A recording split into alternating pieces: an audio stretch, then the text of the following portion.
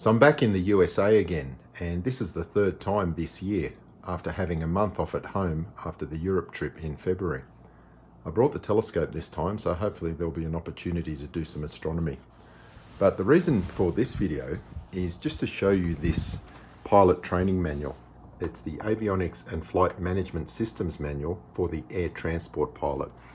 And the reason I want to show you this is that I'm still seeing flat earthers making claims that pilots are taught to fly over a flat, non-rotating Earth.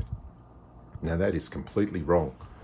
This book talks about how the inertial reference systems work.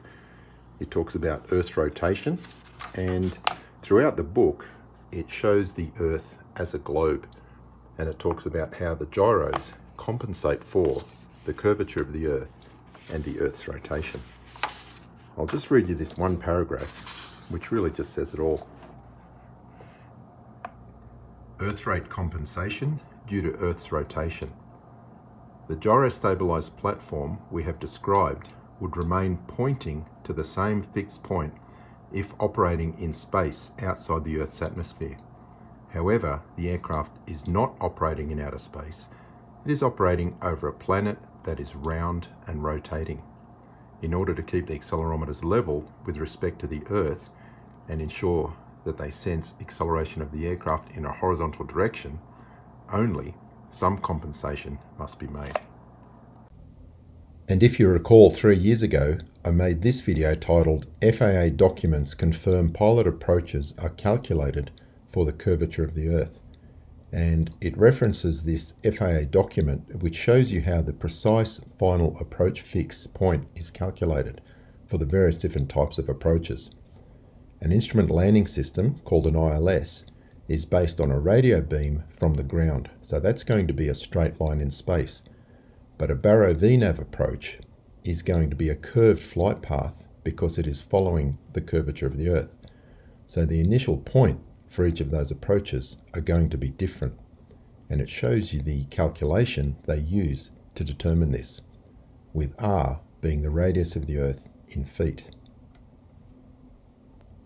And here is another calculation from the same document where they are looking at the mean sea level height of the obstacle clearance slope from any distance from the landing threshold point. And this is the formula, and again they're using the radius of the Earth. Now if we just scroll down slightly, I'll read you this paragraph.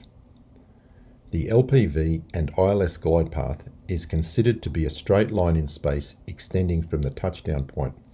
The obstacle clearance slope is therefore a flat plane, does not follow Earth curvature, to protect the straight line glide path. The elevation of the OCS at any point is the elevation of the OCS at the course centerline abeamut. Since the Earth's surface curves away from these surfaces as distance from the LTP increases, the MSL elevation of an obstacle is reduced to account for Earth curvature. So once again, we are seeing that pilots are indeed taught that they're flying over a curved Earth. So if you encounter a flat earther making these claims, please invite them to face me in a live debate on aviation topics. In my experience of dealing with flat earthers, every time I invite one to debate me on the subject of flight planning, they back down and run away. In fact, many of them who used to visit my channel regularly no longer show up because they know I'm going to invite them to a debate, and then they have to back down in front of the audience. It's quite satisfying, really.